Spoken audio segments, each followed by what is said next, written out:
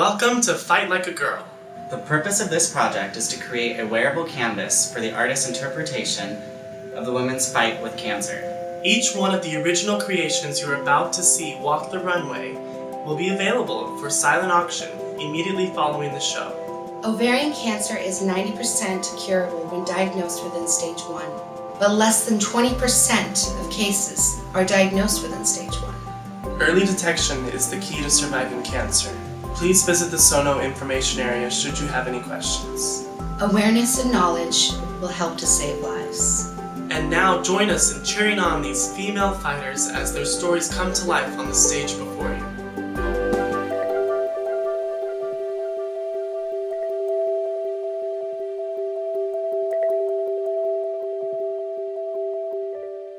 The doctor called me and she didn't want me to tell me. She asked if I was at home. And I said, no, I'm not at home, but she couldn't take back the fact that she had called me. So I was just like, well, what's going on? She said, I don't have good news. And I said, well, do I have breast cancer? And she just said, yes, I'm sorry, you do. So I sat there at the park and let everything sink in. I talked to almost everyone in my family. Well, whoever would talk to me. Some of my family members were nervous. They didn't know what to say. Losing my grandma was very, very hard on my family. And so I decided, well, you know, I'm gonna get better. This is not what's going to kill me. I never felt like I was going to die. So I just decided I would be brave for my family and just get through it and do whatever it took.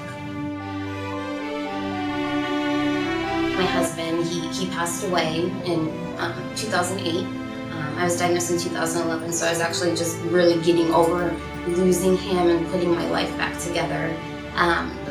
I did it for him, and I did it for my grandma as well. My grandma always told me I was a strong girl, so just knowing that that's how she felt like, and she saw me as a strong person, like even before I had gone through. I got really, really lucky that they found it as early as they did, and that they took me seriously for only being 26. I met a lot of women who said they had felt something at that time, like in their 20s, and then just a year later, because no one was willing to see them and they brushed it off because of their age, they were at stage 4 just a year later, and it was terrible. So I thank God every day just to have another day. Go with the flow of life. There are a lot of things that are beyond your control, and instead of trying to focus and spend so much energy and time on those things, controlling it and making it better, you have to go with it. And it's pretty simple, and that's all you can do, just go with it.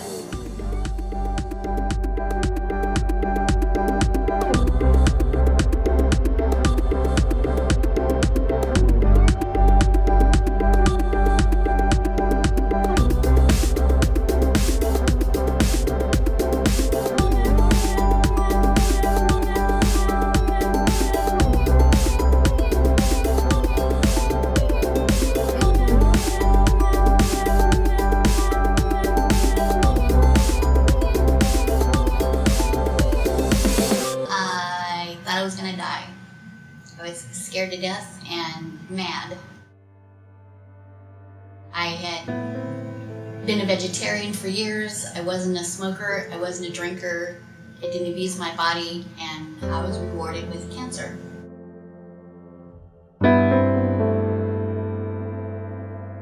The very first chemo appointment I had, I thought for sure that I was going to go home, I was going to go to bed, and I was never going to wake up again. Just sitting there having poison pumped into your body after 3 or 4 chemo appointments, and hair starts falling out and your eyelashes fall out and sores in your mouth and sores in your nose. And there was many times where I thought, life is not worth living if this is how I'm going to live.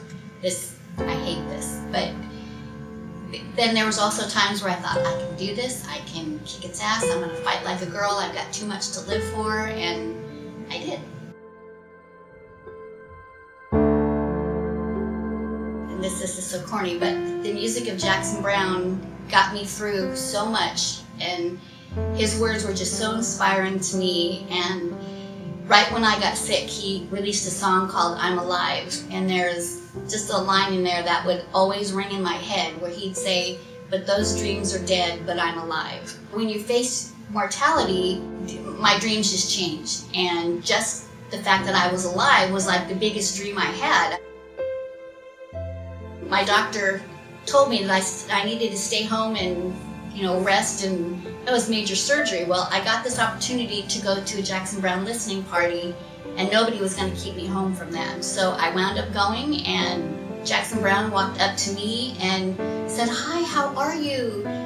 And all the years that I had thought, oh, if I meet this man, I'm going to tell him how much I love him and what his music means to me, and I stood there and cried. I didn't say a single word. So Jackson, if you're out there listening, thank you very much. You helped.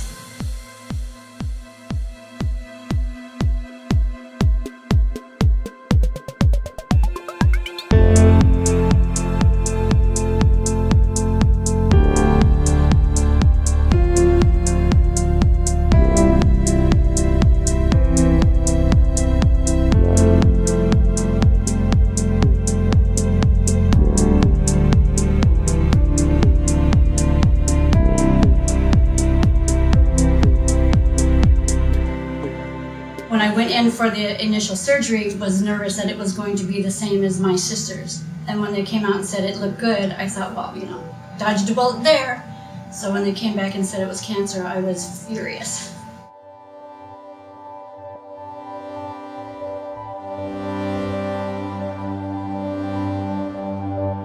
After watching my sister go through it and survive it, I knew pretty much every step of the way what to expect next. So my anger just turned to, okay, let's get this done.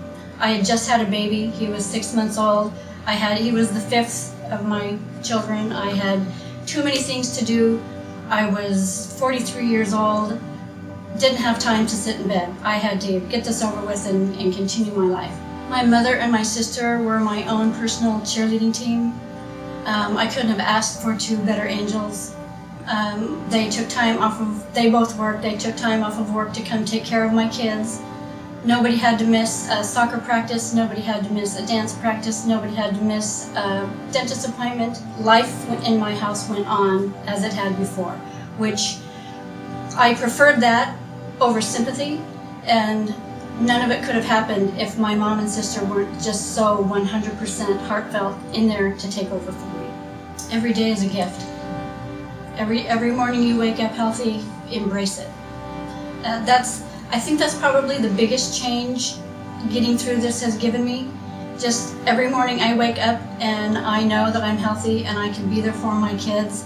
And my oldest child is 30 and hopefully we'll be getting married one of these days and I'll be there to see that. My youngest child is 9 and hopefully I'll be there to see his wedding too. Fight like a girl with everything, with anything that comes your way. When we were younger, fighting like a girl used to be an insult. Come out scratching and biting and kicking for everything you're worth, because there's light at the end of the tunnel.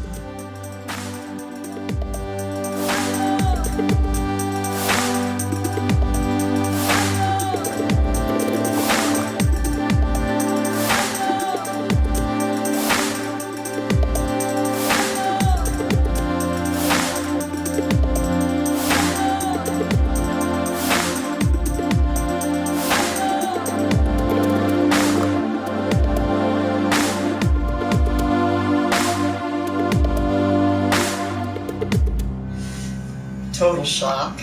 I couldn't believe it. I thought after both of my daughters having it that I was home free. It wasn't going to happen to me, but that's not the way it went. It ended up being all three of us. So it was just very, very shocking.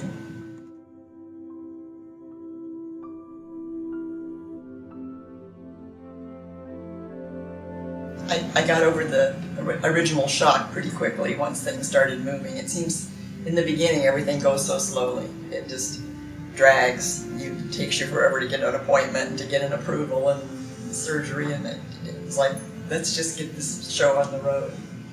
But I just accepted it for what it was. It was there and I had to get rid of it and get on with my life, and I just kind of dealt with it that way. I really didn't dwell on it.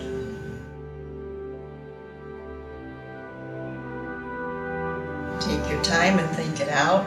Don't rush through life. rash decisions usually aren't the best decisions. And just look forward to the next day, look forward to the next month, the next week, make plans for next year. Just keep thinking about what the future has to bring.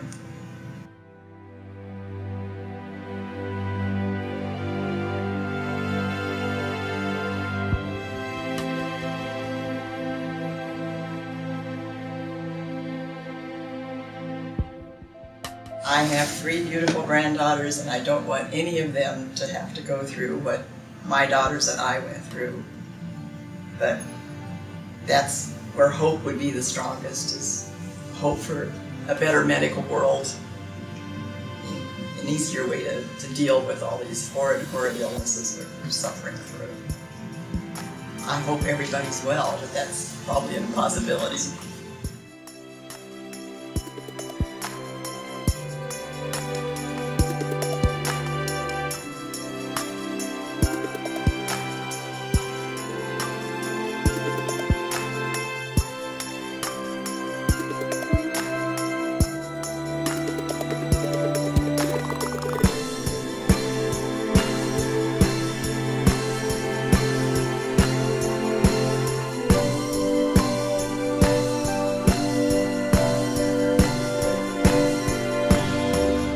Hope.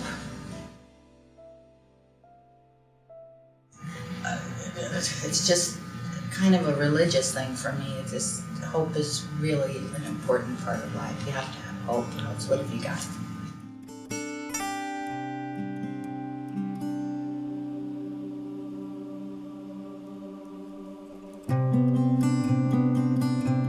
The thing that's inspired me through my life is watching other people deal with what they had to deal with. My husband comes to mind, my best friend, and my dad, all passed. But if I have a hard time, I just think, well, if they could do it, I can do this. And that gets me through the day. I work in special ed, and that helped a lot. And then my grandkids, I have 2 of my grandchildren that come over practically every day after school. I go pick them up till Mom got home from work. But just keep me busy. The dog, she's always getting into something. She ate my earring the other day. But just keeping me busy. When I was a girl, I always wanted to play the drums. And Mr. Berkwin, the music teacher, would not allow me to play the drums because I was a girl. So what I would say to women is, don't ever let anybody tell you what to do in life, because I would have made a really good drummer. And just play your drums. That's about all I can say.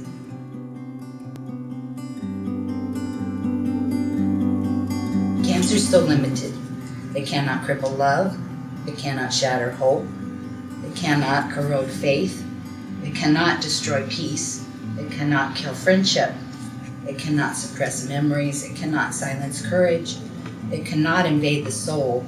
It cannot steal eternal life. It cannot conquer the spirit. That's it.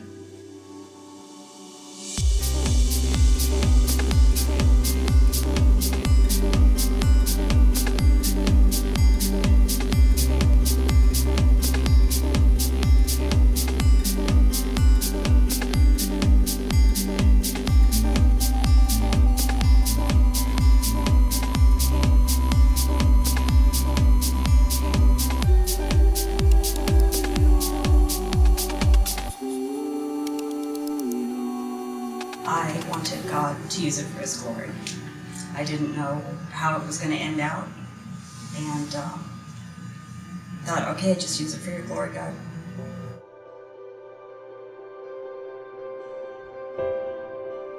My husband, my daughter, they were there the whole entire time. We had some dear friends, Joe and Leslie, and our friends Diane, and game night. That had a lot to do with it. That and the humor and people asking questions. Helped to process it and helped make it something that not only I could go through, but they could go through as well. God helps me go through, being able to teach others what this is about and how you can conquer it, and it doesn't have to be a scary thing. There may be stages of it that are scary or unknown, but being able to go through it. I would have to say that it's being able to go through your day and know that you're there to give love, to get love. Being able to accept it's a little bit different than it used to be because I've had to rely on others, where before I used to do it all on my own. So the hope that you can give others that cancer is survivable. Our family didn't have that with my mom and my uncle. We lost both of them to cancer. So I was able to show the family that we can survive this and that cancer can be beaten. Cancer did not define me, it has refined me. And I think that to me has wrapped up this whole cancer journey. It certainly has strengthened my faith because I didn't realize that I could rely 100% on him. So it's defined me, it's changed the way I see life. It's definitely refined me, made me stronger.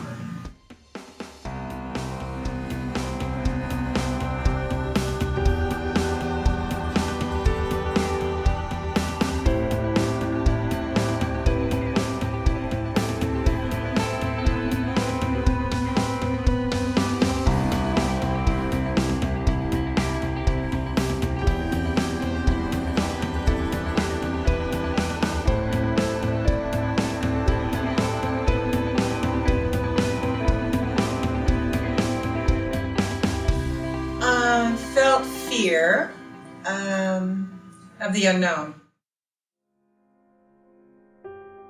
I went home and I saw the dogs, and like I told you, I thought to myself, you know, no one will ever love my daughter like I do. No one will ever care for my animals like I do. So fear was the main emotion. You have to restart your life with cancer. And I think you also have to understand that the people around you also have to reestablish their lives.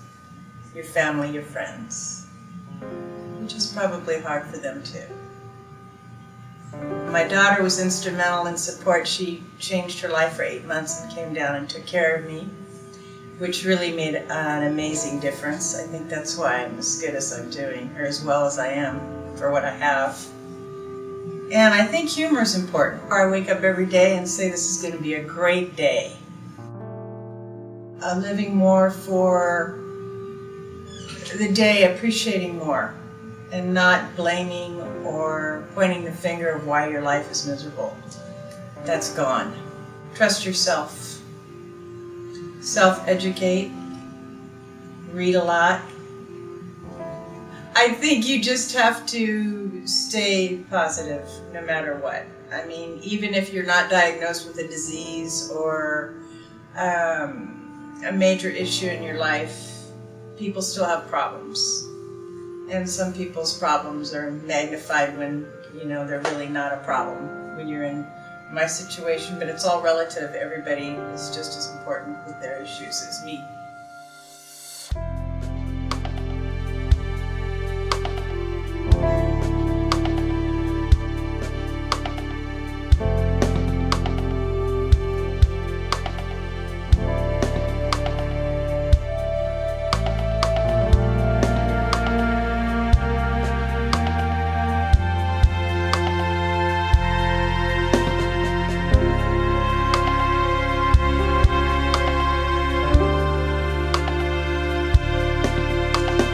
Well, I hate to tell you this, but you have ovarian cancer stage 4.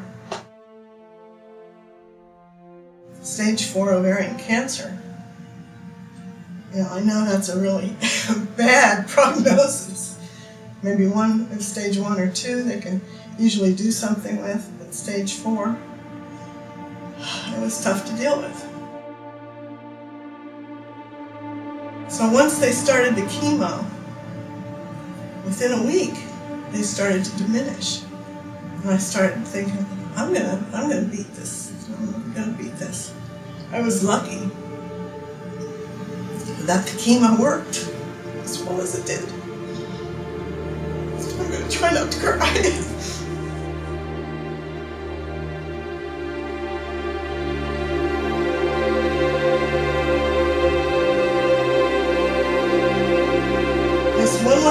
said she had survived for 9 years. And she said what she did, she thought of something fun to do every day. And so that became my mantra. Carpe diem. In between chemos, Bruce and I would go. We've been to Belize, we've been to Europe, 5 different countries in Europe, and every morning I wake up, it's a present. I didn't want to even believe that anything like that could happen to me. So ladies out there, and men, listen to your bodies and get help if anything lasts over 2 weeks. My father used to sing a song, enjoy yourself, it's later than you think. Well, I think Carpe Diem makes it, it's more succinct. Maybe it sounds a little bit better, but Carpe Diem, love life, don't get down, keep moving on, and have plans. You have to have dreams and plans. So.